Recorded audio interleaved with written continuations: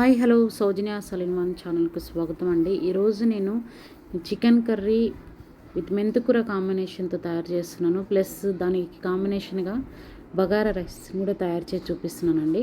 చూద్దాం రండి. ఇప్పుడు నేను ఆనియన్స్ని సన్నగా కట్ చేసేసుకొని ఈ విధంగా 4-5 పచ్చిమిర్చి చీలికలు, ఒక పెద్ద సైజ్ ఆనియన్ని వేసేసి బాగా వేయించేసుకుంటున్నాను అనమాట.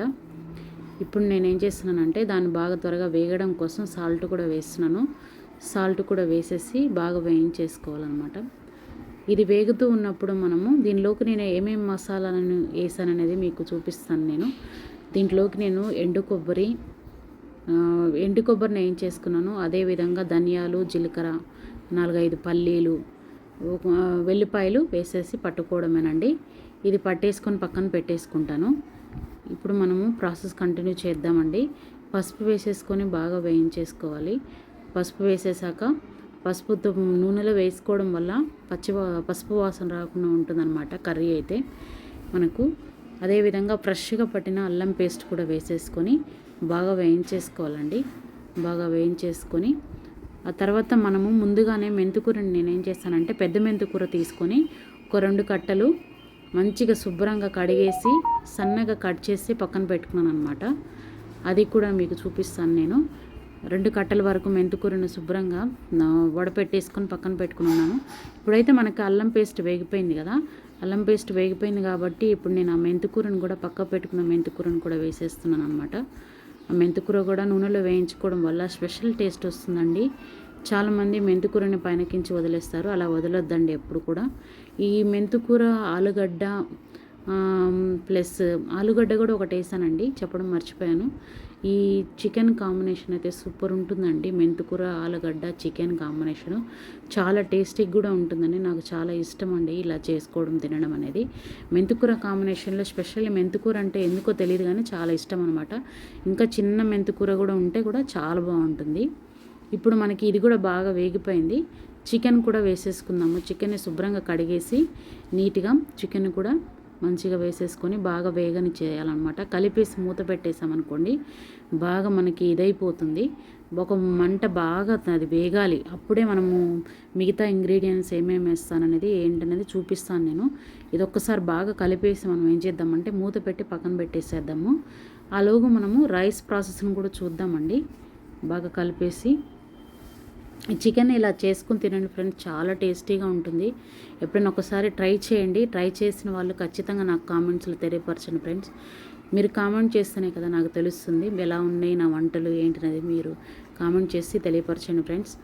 ఈలోపు మనము మూత పెట్టేసి మనము రైస్కి సరిపడ నేనైతే ఆయిల్ వేసుకున్నాను.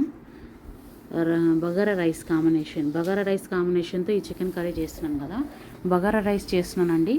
బగారా రైస్కి ముందుగానే నేను సగం నెయ్యిని సగము నూనెను వేసుకున్నానండి. అదేవిధంగా హోల్ గరం మసాలా వేసుకుంటున్నాను. వీడియో కొంచెం లెంతీ అవ్వచ్చండి, చూడండి దయచేసి అర్థం చేసుకోండి. ఇప్పుడు హోల్ గరం మసాలా వేసుకున్నాం కదా, వీటిని కొంచెం సేపు బాగా వేయించేసుకొని నెక్స్ట్ మనము ఉల్లిపాయల్ని పెద్ద పెద్ద స్లైసెస్గా కట్ చేసుకొని ఉంచుకున్నానండి. 2 పెద్ద సైజు ఉల్లిగడ్డల్ని వాటిని కూడా వేసేస్తున్నాను. ఇవి వేగాక అవి వేసుకుంటే బాగా మనకి ఫ్లేవర్ పట్టేస్తుంది అనమాట. కొంచెం నూనెలో వేగనివ్వాలన్నమాట అది హోల్ గరం మసాలా అనేది. ఒక 4-5 పచ్చిమిర్చి చీలికలు ప్లస్ పెద్ద సైజు 2 ఉల్లిగడ్డల్ని సన్నగా చీలికలు చేసి వేసుకున్నాను. అదేవిధంగా 2 పిడికెళ్ళు వచ్చేసి కొత్తిమీర, పుదీనా 2 కలిపి ఉన్నాయి మాత్రం సన్నగా కట్ చేసి అది కూడా 2 పిడికెళ్ళు వేసుకున్నాను.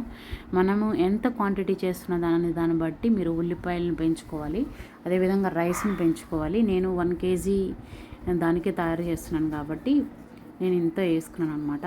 అదే మీరు ఇంకా ఎక్కువగా కానీ తయారు చేస్తుంటే ఇంకొంచెం పెంచుకోవాల్సి ఉంటుందన్నమాట. అలాగా చేసుకోండి, చాలా బాగుంటుంది. ఇప్పుడు బాగా వేగాలి. ఇది వేగుతూ ఉన్నప్పుడు మనం పచ్చిగా ఫ్రెష్గా పెట్టుకున్న అల్లం పేస్ట్ వేసుకుంటున్నాను. నేను రెండిటికి కలిపి ఒకటేసారి పెట్టానండి, చికెన్కి ప్లస్ బగారా రైస్కి. అందువల్ల నాకు ఉల్లిపాయలు వేయాల్సిన అవసరం ఏమి రాలేదు పట్టడం కోసము. కొంచెం ఎక్కువగానే పట్టేసుకున్నాను కాబట్టి ఉల్లిపాయ నేనేం చేస్తానంటే మామూలుగా క్వాంటిటీ రానప్పుడు ఉల్లిపాయ సగం కలుపుతాను. ఇప్పుడైతే నేను ఫ్రెష్గా పట్టుకున్న ఖాళీ అల్లం వెల్లిపాయలు మాత్రమేనండి. ఇవి వేసేసాను. ఇవి కూడా బాగా వేగాలి, పచ్చివాసన పోయే వరకు వేగితే బాగుంటుంది. ఇప్పుడు మనము చికెన్ బిర్యానీ మసాలా కొంచెం అంత వేసుకోండి, అది కూడా ఆప్షనల్, వేసుకుంటే బాగుంటుంది, టేస్టీగా ఉంటుంది అన్నమాట. రైస్ జీడిపప్పు పలుకులు ఉన్నా వేసుకోండి. నేనైతే చికెన్ కాంబినేషన్కే కాబట్టి నేను ఇవన్నీ ఏమి వేయడం లేదనమాట. చికెన్ ఉంటుంది కదా, చికెన్తో తినేస్తారు కదా నేను ఉద్దేశంతో నేను ఏమీ వేయడం లేదు. ఇప్పుడైతే ఇలా చేసుకోండి ఫ్రెండ్స్. ఇప్పుడు ఇవి బాగా వేగాలి, అడుగంటుకోకుండా కలుపుతూ ఉండాలన్నమాట. అడుగంటుకు అల్లం వేయంగానే మనం ఏమవుతుందంటే అడుగంటుకునే ఛాన్స్ ఉంటుంది, కాబట్టి అల్లము వేయంగానే మనము కొంచెం అది కలుపుతూ ఉండాలన్నమాట. వేగాక ఇప్పుడు మనము సరిపడా నీళ్ళు వేసుకోవాలి. మనము ఎన్ని గ్లాసులు, 3 గ్లాసులు కదా 1 కేజీ, నాకైతే 3 గ్లాసులు వాటర్, 3 గ్లాసులు రైస్కి నేను దగ్గర 1.5 వేస్తానండి. ఒక గ్లాస్ రైస్కి ఒక గ్లాస్కి ఒక గ్లాస్ వేసి హాఫ్ వేస్తాను అనమాట. అట్లాగే మీరు ఎన్ని గ్లాసులు తీసుకుంటున్నాను అనే దాన్ని బట్టి వేసుకోండి. అదేవిధంగా నేను కల్లుప్పు కూడా వేసుకుంటున్నాను. నేను 4.5 గ్లాస్ అయితే వాటర్ వేసేసాను. అదేవిధంగా కల్లుప్పు కూడా సరిపడా వేసేసుకొని మూత పెట్టేసుకుంటున్నానండి. ఈలోగా మనము చికెన్ కూడా ఎలా ఉందనేది చూద్దాము. చికెన్ కూడా మూత తీసేసాను, ఒకసారి చూద్దాం రండి. చికెన్ కూడా బాగా మగ్గుతూ ఉంది. ఇది నేను కనుమ రోజు చేశానండి, కాకపోతే నాకు వీడియో పెట్టడం ఆ రోజు బాగా డిస్టర్బెన్స్ ఉండడం వల్ల నేను వీడియో తీయలేకపోయాను అనమాట. అంటే వీడియో వాయిస్ ఓవర్ ఇస్తున్నాను, వాయిస్ని ఆ రోజు నేను డైరెక్ట్గా వీడియోతో పాటు చేయలేకపోయాను. యాక్చువల్లీ ఎప్పుడు కూడా నేను వంట చేసేటప్పుడే వాయిస్ అక్కడే ఇచ్చేస్తాను, ఎక్కడ వాయిస్ ఓవర్ ఎప్పుడు ఇవ్వను అనమాట. ఇప్పుడు నేనేమైందంటే ఆ రోజు బాగా డిస్టర్బెన్స్ ఉండడం వల్ల చాలామంది కైట్లు ఎగరేసుకుంటూ పైన టెర్రస్ల పైన పెద్ద పెద్ద డీజెల్ పెట్టుకుని పాటలు పెట్టుకోవడం వల్ల అవి బాగా ఇంట్లోపల దాకా వినపడ్డాయి అనమాట. ఇవన్నీ మళ్ళీ కాపీరైట్ ప్రాబ్లమ్స్ వస్తాయి కదా, అందుకోసం అనేసి నేను ఆ రోజు ఏం చేశానంటే మామూలుగా చెప్పుకుంటూ చేసుకున్నాను, కాకపోతే అదంతా వాయిస్ అంతా కట్ చేసేసాను అనమాట. కట్ చేసి ఇప్పుడు నేను వాయిస్ ఓవర్ ఇస్తున్నాను. ఏమైనా తప్పులు ఉంటే క్షమించండి ఫ్రెండ్స్ వాయిస్ ఓవర్ ఇచ్చేటప్పుడు. అదేవిధంగా కారం వేసుకున్నాను, కారం సరిపడా వేసేసుకొని అదేవిధంగా టమాటాలను కూడా 2 టమాటాలని నేను మంచిగా మిక్సీ పట్టేసేసుకొని ఇందులో కలుపుకుంటున్నానండి. మసాలా మీకు చూపించాను కదా, అది కూడా పక్కన పెట్టుకోవాలి. ఇదైతే ఫస్ట్ బాగా మనకి ఉప్పు కారము పసుపు టమాటా గ్రేవీతోని బాగా ఉడికితే టేస్ట్ ఉంటుంది. అప్పుడే వాటర్ ఏమి వేయొద్దు అనమాట ఈ చికెన్లో.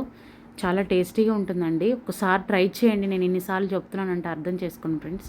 ఇప్పుడు మనకి దీంతోపాటు బాగా ఉడికిపోయింది కదా, ఇప్పుడు మనం మసాలాను కూడా వేసేసుకోవాలి. మసాలా వేసేసుకొని తగినన్ని వాటర్ కూడా వేసేసుకోవాలన్నమాట. అన్నీ వేసేసుకొని ఒక్కసారి ఓవరాల్గా కలిపేసేసుకున్నాం అనుకోండి, మనకి చాలా టేస్టీగా ఉంటుంది. అదేవిధంగా మనకి ఇంకేమన్నా మీరు వేసుకోవాలనుకుంటే కూడా వేసుకోవచ్చు అండి. ఆలుగడ్డ ఇంకా కొంచెం ఎక్కువ క్వాంటిటీ పెంచుకోవాలన్నా కూడా పెంచుకోవచ్చు. నేనైతే జస్ట్ ఆలుగడ్డని కొంచెమే వేసాను, మసాలా కూడా వేసేసాను. చూస్తున్నారు కదా ఫ్రెండ్స్, మసాలా వేసేసి మనకి ఎంత వాటర్ కావాలనేది చూసుకొని, నేనైతే బగారా రైస్ కాంబినేషన్ కాబట్టి కొంచెం వాటర్ లూజ్గానే వేసుకుంటున్నానండి. మరీ థిక్ లూజ్గా ఏం చేస్తలేను, కొంచెం మీడియంగా ఉండేటట్టు చేస్తున్నాను అనమాట. కారము పసుపు ఇప్పుడు అన్నీ కారం ఉప్పు ఏమన్నా తక్కువగా ఉంటే చూసేసుకొని ఒకటేసారి వేసేసుకొని వాటర్ పోసేసుకోండి. వాటర్ పోసాక మనం ఇంకొక 10 ఆల్రెడీ మగ్గిపోయింది చికెన్ అయితే, ఇంకొక 10 నిమిషాలు మూత పెట్టేసి మగ్గనిచ్చేసామనుకోండి చాలా టేస్టీగా ఉంటుంది. క్యాప్సికమ్ జస్ట్ నేను వేరే దానికోసం చేస్తుంటిని, ఆ క్యాప్సికమ్ 2-3 ముక్కలు మిగిలిపోయి అనేసి వేసేసానండి. క్యాప్సికమ్ కూడా వేసి చేస్తానండి నేను చికెన్లో, చాలా బాగుంటుంది. ఇప్పుడు మనం ఒక 10 మినిట్స్ అయితే మూత పెట్టేసి బాగా మగ్గనివ్వాలి. ఈలోగా మనం రైస్ని కూడా ఒకసారి చెక్ చేద్దాం. రైస్లో వాటర్ అన్నీ బాగా మసులుతూ ఉన్నాయి కదా, ఇప్పుడైతే నేను రైస్ని వేస్తున్నానండి. బాస్మతి రైస్ మనకు చెప్పాను కదా 1 గ్లాస్కి 1.5 వాటర్ వేసుకోవాలి. ఇప్పుడు మొత్తము రైస్ అంతా వేసేసి బాగా ఒక్కసారి కలిపేసి ఉప్పు కూడా చెక్ చేసేసుకున్నాం అనుకోండి. ఒకసారి మనము ఉప్పు కంపల్సరీ చెక్ చేసుకోవాలండి. ఉప్పు చెక్ చేసుకుంటేనే మనకు రైస్లో తెలుస్తుంది.